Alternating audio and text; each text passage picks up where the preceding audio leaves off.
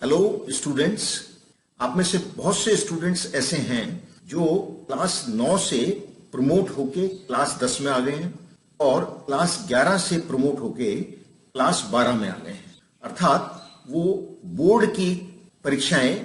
अब आगामी वर्ष में देने वाले हैं और उनको अपनी पढ़ाई के लिए, चाहे वो किसी भी विषय की पढ़ाई हो, उसके लिए एक अच्छे कोचिंग सेंटर को चुनना है। अच्छे कोचिंग सेंटर को चुनने के लिए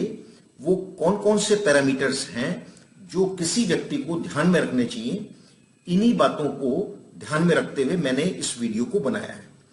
देखिए, कुछ लोगों के लिए ये इंपॉर्टेंट हो सकता है कि उस कोचिंग सेंटर का पिछले साल का रिकॉर्ड क्या है। तो किसी व्यक्ति के लिए ये इंपॉर्टेंट हो सकता है कि वहां पर पढ़ाने वाली फैकल्टी जो है वो कितना अनुभवी है, या जो कोर्स हम वहां पर पढ़ने जा रहे हैं वहां पर हमें किस रूप में कौन सी फैकल्टी मिलने वाली है। किसी के लिए हो सकता है कि एक जो लोक लुभावन एडवर्टाइजमेंट वो कोचिंग संस्था कर रही है, वही एक इंपॉर्टेंट पैरामीटर बन जाए कि वो उस कोचिंग सेंटर को ज्वाइन करें। तो इन सब बातों में हमारे लिए क्या इंपॉर्टेंट हो सकता है और हमें किन बातों का ध्यान में रखना चाहिए, ये वीडियो मैं उन्हीं सब बातों पर चर्चा करने के लिए बना रहा हूं। तो चलिए इस वीडियो में इन्हीं सब बातों के ऊपर हम विस्तार से चर्चा करेंगे। देखिए, पहला जो पैरामीटर किसी भी व्यक्ति के दिमाग में आता है वो होता है एडवाइस ऑफ फ्रेंड्स और सीनियर्स। एक इंपॉर्टेंट बात है कि जब कोई व्यक्ति किसी कोचिंग सेंटर को ज्वाइन करने की सोचता है तो उसके सीनियर्स या उसके फ्रेंड्स उस कोचिंग सेंटर या ट्यूशन सेंटर के बारे में अपनी क्या ओपिनियन रखते हैं, ये वो अवश्य जानना चाहता है। क्योंकि हो सकता है कि उनका अनुभव उस कोचिंग सेंटर या ट्यूशन सेंटर के रिगार्डिंग कुछ कटु रहा हो, या हो सकता है कि उनका अनुभव अच्छा रहा हो सकता है कि वहां जो टीचर्स हैं वो एग्जामिनेशन टाइम में बहुत हेल्प करते हों, या हो सकता है कि वो एग्जामिनेशन टाइम में बिल्कुल भी हेल्प नहीं करते हों। ऐसा भी हो सकता है कि वहां का जो मैनेजमेंट हो वो काफी स्टूडेंट्स फ्रेंडली हो, या ऐसा भी हो सकता है कि वो बिल्कुल फ्रेंडली ना हो। ये बातें आपको आपका मित्र जो कि उस कोचिंग सेंटर या ट्यूशन सेंटर पे पढ़ रहा है, या आपके सीनियर्स जो वहां पढ़ चुके हैं, अपने अनुभव से ही बता सकते हैं। तो इस बारे में आपको अपने सीनियर्स या फ्रेंड्स के अनुभव को जरूर काम में लेना चाहिए, क्योंकि ये आपके लिए एक इंपॉर्टेंट पैरामीटर हो सकता है जो कि आपको चुनने में मदद करे। चलिए अब दूसरा पॉइंट लेते हैं। दूसरा पॉइंट जो इंपॉर्टेंट हो सकता है वो हो सकता है उस कोचिंग सेंटर या ट्यूशन सेंटर का कोर्स मटेरियल। देखिए, हर एक कोचिंग सेंटर आज की तारीख में अपना एक कोर्स मटेरियल रखता है। उस कोर्स मटेरियल का कुछ स्तर होता है जो कि स्टूडेंट्स को या कैंडिडेट्स को एग्जाम में पास कराने के लिए मददगार होता है, और उसका स्तर यदि कम है तो नेचुरली जो वहां पर पढ़ाई जाएगी उसका स्तर भी कम होगा, और ऐसी स्थिति में आपके जो सक्सेस है उसकी रेट कम हो जाएगी। तो आपको ये बेटर रहता है कि आप उस कोचिंग सेंटर का जो कोर्स मटेरियल है, जो वो आपको पढ़ने की सामग्री देने वाले हैं, उसको एक बार आप अवश्य देख लें ताकि आपको निर्णय लेने में आसानी रहे। नेक्स्ट पॉइंट हो सकता है वो है कि उस कोचिंग सेंटर की फीस क्या है। देखिए, कुछ कोचिंग सेंटर्स की फीस बहुत अधिक होती है और वो फीस हो सकता है कि आप अफोर्ड ही ना कर पाए, जबकि कुछ कोचिंग सेंटर्स में फीस कम होती है परंतु वहां पर उस क्वालिटी की पढ़ाई भी नहीं कराई जा सकती। तो आपको बेसिकली इसके लिए दोनों में सामंजस्य ही बैठाना होगा। हो सकता है कि एक फीस इतनी अधिक है जो आप अफोर्ड नहीं कर सकते, और हो सकता है कि एक फीस कम तो है, आप अफोर्ड कर सकते हैं, परंतु वहां जो उस फीस में आपको पढ़ाया जाएगा वो उस क्वालिटी का, उस स्तर का नहीं हो पाएगा जो आपको एग्जाम्स पास कराने में या आपको किसी कंपटीशन में सफलता दिलवाने में सहायक बन सके। तो इसके लिए आपको दोनों बातों को ध्यान में रखते हुए ही अपना डिसीजन लेना पड़ेगा। नेक्स्ट बात जो आपको ध्यान में रखनी चाहिए वो ये है कि आपका जो इंस्टीट्यूट है या जो ट्यूशन सेंटर है वो आप जहां रहते हैं, आपका घर जहां है या आपका हॉस्टल जहां है, उससे कितनी दूर है। देखिए, आने जाने में समय लगता है और यह समय आप अपनी सेल्फ स्टडी में यूटिलाइज कर सकते हैं। तो यदि आप ये पाते हैं कि आपका कोचिंग सेंटर या ट्यूशन सेंटर आपके घर से बहुत अधिक दूर है, तो आपको ये सोचना चाहिए कि क्या मेरे घर के नजदीक में ऐसा कोचिंग सेंटर उपलब्ध है जहां से मैं उस क्वालिटी की पढ़ाई कर सकूं जो कि मेरे को अपने कोर्स के लिए आवश्यक है। तो डिस्टेंस जो कि आपके घर से या आपके हॉस्टल से कोचिंग सेंटर का है, ये भी आपके इस निर्णय में एक महत्वपूर्ण भूमिका ले सकता है कि आपको उस कोचिंग सेंटर को ज्वाइन करना चाहिए या ज्वाइन नहीं करना चाहिए। अगला पॉइंट जो मैं यहां हाईलाइट करना चाहूंगा वो ये है कि आपको ये अवश्य ध्यान देना चाहिए कि उस कोचिंग सेंटर का या ट्यूशन सेंटर का पास्ट रिकॉर्ड क्या है, वहां के जो पुराने स्टूडेंट्स हैं उनका क्या रिजल्ट रहा है। देखिए, आप यदि एक फीस भी पे कर देते हैं, आप अपना समय भी वहां दे देते हैं, कोर्स मटेरियल का अध्ययन भी कर लेते हैं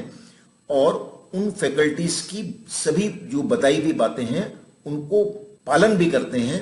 परंतु यदि वहां का कोई पास्ट रिजल्ट अट्रैक्टिव नहीं है तो ऐसा कहा जा सकता है, ऐसा मान सकते हैं कि वहां कुछ ना कुछ अवश्य कमी है। और इसके लिए ये जरूरी है कि आप यदि कोचिंग सेंटर पे ज्वाइन करने का निर्णय लेते हैं तो आप ये अवश्य देखें कि वहां के जो पास्ट रिकॉर्ड हैं वो क्या हैं, उनका कोचिंग सेंटर्स का सक्सेस रेशो क्या है। इसके लिए उनके जो लोक लुभावन एडवर्टाइजमेंट हैं उसको भी आपको बारीकी से समझना होगा। आपको ये भी देख लेना चाहिए कि क्या आपके स्तर से वो कोचिंग सेंटर मैच खाता है अथवा नहीं खाता है, क्योंकि आपका भी एक पढ़ाई का स्तर है। हो सकता है कि आप एक एवरेज क्लास स्टूडेंट हैं या हो सकता है कि आप एक मेरिटोरियस स्टूडेंट हैं, और आपको यदि मेरिटोरियस स्टूडेंट होते हुए वहां वीक स्टूडेंट्स की क्लास में बैठा दिया जाता है तो आप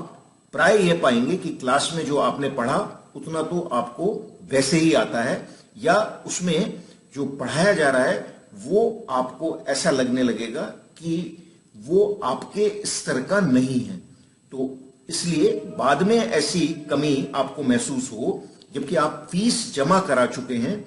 तो उससे बेटर ये रहेगा आप ये पहले ही जान लें कि वहां पर जो स्टूडेंट्स ज्वाइन कर रहे हैं वो क्या आपकी परसेंटेज वाले हैं या नहीं है। तो उससे आपको अपने जैसे ही स्टूडेंट्स वहां मिलेंगे और आप सहज रूप से रह के अपनी पढ़ाई को कर सकते हैं। तो ये सब बातें जो मैंने आपसे अभी डिस्कस की हैं, इन सब बातों को आपको ध्यान में रखना चाहिए यदि आप एक कोचिंग इंस्टीट्यूट को ज्वाइन करने वाले हैं। अंत में मैं आपको कुछ एडवाइस भी इस विषय में देना चाहूंगा। मेरी पहली एडवाइस तो यही रहेगी कि आप जो भी कोचिंग इंस्टीट्यूट ज्वाइन करें या जो भी ट्यूशन सेंटर ज्वाइन करें, हमेशा सेल्फ मोटिवेटेड रहें। हमेशा अपने आप को मोटिवेटेड रखें कि मैं जिस काम को करने जा रहा हूं वो काम मैं करके ही अंजाम लूंगा। मुझे इस काम में हर हाल में सफलता प्राप्त करनी है, क्योंकि पढ़ाई के दौरान जब आप उस कोर्स को ज्वाइन कर लेते हैं आपको कई स्ट्रेसफुल मोमेंट्स आएंगे, कई ऐसे मोमेंट्स आएंगे जबकि आप उन बातों को समझ नहीं पा रहे हैं या आप अपनी क्लास के और स्टूडेंट्स से अपने आप को पीछे महसूस कर रहे हैं या आप जो क्लास में नोट्स दिए जा रहे हैं उनको समझ नहीं पा रहे हैं, या क्लास का करिकुलम तो आगे निकल गया है और आप पिछड़ा हुआ महसूस कर रहे हैं, तो आपको हमेशा पूरे सेशन में एक सेल्फ मोटिवेशन से ही आगे बढ़ना होगा। तभी आप जिस चीज की भी तैयारी कर रहे हैं उसमें हमेशा मोटिवेटेड महसूस करेंगे और अपने लक्ष्य को अंजाम दे पाएंगे। दूसरी मेरी एडवाइस ये जरूर रहेगी कि आप कोई सा भी कोचिंग इंस्टीट्यूट ज्वाइन करें, आपके घर के नजदीक हो या दूर हो, फीस उसकी कितनी भी हो, कैसे भी अनुभवी या स्किल वाले टीचर्स आपको मिलें, किसी विषय में अच्छा मिले, किसी विषय में आपके स्तर से आपको लगे कि ये हमें थोड़ा उस ढंग से नहीं पढ़ा रहा है जिस ढंग से कि हम समझ सकते हैं, परंतु आपको सदैव अपनी सेल्फ स्टडी को जारी रखना है। देखिए, क्लास में जो पढ़ाया जाता है उसके ऊपर सेल्फ स्टडी आवश्यक होती है, उसका रिवीजन घर पर करना जरूरी होता है। तो जो भी होमवर्क आपको मिलता है या सेल्फ स्टडी आपको अपने कोर्स को करने के लिए जरूरी होती है, उसको आप अवश्य ही समय से पूरा करें। ये एक ऐसी बात है जो आपको अपने पूरे सेशन के लिए अंडरलाइन करके बोल्ड अक्षरों में अपने दिमाग में जमा लेनी चाहिए। और तीसरी बात जो मैं कहना चाहूंगा वो ये कि कभी भी आप लास्ट मोमेंट के लिए इंतजार ना करें। स्टूडेंट्स प्राय किसी भी निर्णय को लेने के लिए लास्ट मोमेंट तक इंतजार करते हैं और वो ये देखना चाहते हैं कि हमारा वो दोस्त क्या कर रहा है या हमारा वो रिलेटिव क्या कर रहा है। वो इसी में उलझे रहते हैं और अपने निर्णय को लेने में देरी कर देते हैं, जिससे कि जब वो एक्चुअल में पढ़ाई करना शुरू करते हैं तब वो पाते हैं कि यदि मैं महीने भर पहले या 2 महीने पहले इस काम को कर लेता तो आज मैं अपने लक्ष्य को आसानी से पा सकता था। आज मुझे कहीं ना कहीं समय की कमी महसूस हो रही है। तो आप जो भी निर्णय लेते हैं उनको टाइमली लीजिए, चाहे वो कोचिंग इंस्टीट्यूट ज्वाइन करने का निर्णय हो, चाहे किसी ट्यूशन सेंटर को ज्वाइन करने का निर्णय हो, और चाहे इसका भी निर्णय हो कि आपको साइंस लेनी है कि आपको साइंस ना लेके कॉमर्स लेनी है, या किसी भी प्रकार के